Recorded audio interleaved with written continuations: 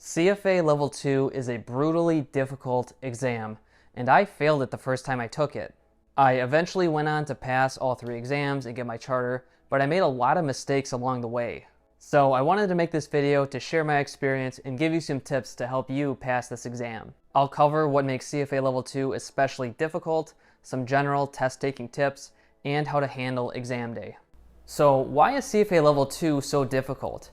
On the surface, it looks a lot like Level 1. It has very similar topics, but this can be deceiving. CFA Level 1 is kind of like a final exam review of everything you learned in undergrad in finance. Level 2 builds on that and adds a ton of new information.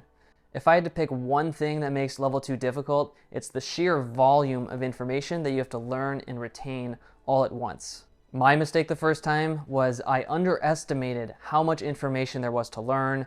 I didn't stick to a study schedule, and I just ran out of time to learn everything. The silver lining is that the second time I took Level 2, I remembered a lot of what I had already studied the first time, and so that really helped in passing in my next attempt. Now, how much time to study? The standard recommendation is about 300 hours per level, or 4 to 5 months of preparation. But the secret is that what you can learn in those 300 hours is different for everybody. It all depends on how you use that time. If you're distracted or kind of spacing out or checking your phone, it's possible you only get a few minutes of real learning done even though you're sitting there for hours. So block off some dedicated study time, get rid of distractions, and really try to focus when you sit down to study. I think the better metric to measure than time or hours is how many problems did you work through from start to finish that you completely understand. The number of questions that you actually work through is way more important than total amount of time, in my opinion. So if you're reading through the text and you come across a practice question, actually work through it on your own. Don't just read through the solution. If you don't, it's easy to trick yourself into thinking you know a topic better than you actually do. It's possible for you to completely understand the solution when you look at it and still not be able to replicate that work on your own, which is what you have to do on the actual test. This also applies to your review process. Don't just read over your old notes or look at your old work. Actually do the work again. Trust me, it's well worth it. One of the most powerful mindset shifts you can make is to start enjoying making mistakes and getting questions wrong, because this means you're making progress. I heard a quote recently that I really like. The person who makes the most mistakes fastest wins. And this can apply both to business, life, or test taking. When you get questions right, it feels good, but that means you already knew that material.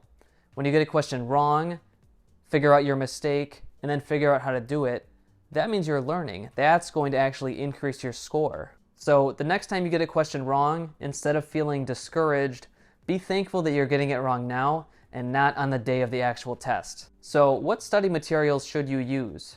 Personally, I use the actual CFA Institute materials the time that I passed. But I do know people who have had success with third-party providers, so it's something you'll have to decide for yourself. I focused on the CFA Institute material because I wanted to make sure that I covered every single topic. Every question on the test is going to be in that material somewhere. The trade-off is that the textbook is pretty dense and there's a lot of extra information in there. So if you're pressed for time or if you want clearer explanations, then maybe look into some of those third-party providers. The trade-off there is sometimes the other prep materials skip over some of the more obscure topics, so there might be some gaps in your knowledge. So if you do go with another set of study materials, still come back to the CFA Institute actual questions, the end of chapter questions, the questions on their website.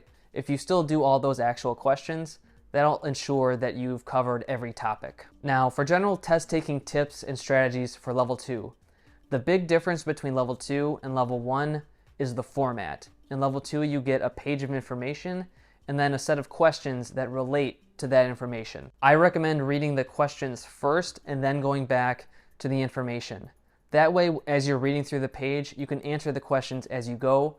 Personally, I think that's more effective. For me, that was the most efficient way to work through the test, but you'll get a feel for it yourself the more you practice. Once you've been studying for a long time, if you want kind of a fun challenge, you can try reading the information first and then trying to guess what questions they're going to ask. Once you can start predicting the questions, you'll know that you're really getting a hang of this test. It's also worth spending some time getting really familiar with your calculator. Really try to play around with all the buttons, try to figure out all the functionality and what it all represents. Try changing some of the assumptions or input for the present value calculations and see how that changes the answer. Also remember some of the common mistakes like end mode versus begin mode for annuity questions. Traps like this happen all the time on the exam. The final month of preparation is the most important. This is where you go back and review everything that you've learned so far. When you go back and review a topic that you haven't seen in a while, you might find that you've forgotten almost everything. This is common, don't panic, it'll come back quickly. The best thing you can do is work through actual problems, even ones you've done before, from start to finish. Block off your weekend to do full-length practice exams, go through all your mistakes, and work through problems from start to finish. Make sure you review all the questions you got wrong, understand exactly why you got them wrong, and then do them from start to finish again to make sure that you really know that topic. Don't worry if your scores aren't quite to passing level yet. You're going to be learning all the way up to exam day as you continue to review. The only score that matters is the day of the test. So stay the course and trust the process.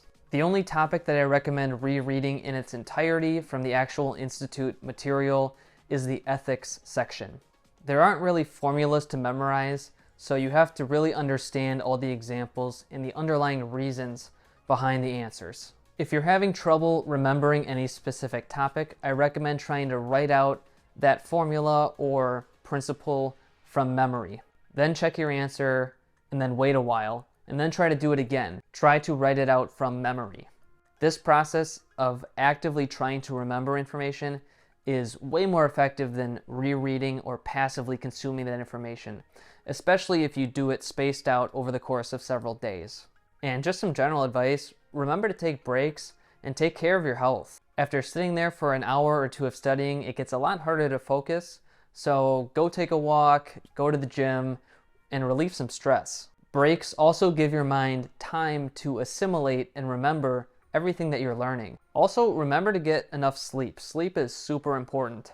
Sleep will help you remember what you studied today and help you recharge and be fresh to learn more tomorrow. So if you're ever feeling guilty about sleeping, like you should be studying instead, just remember that the act of sleeping is actually going to help your score a lot. All this information applies especially to the day before the test. You want to mostly relax and rest and be fresh for exam day. Make sure you're organized and get everything ready the night before. Get your passport, entry ticket, pencils, calculator, lunch, everything together the night before.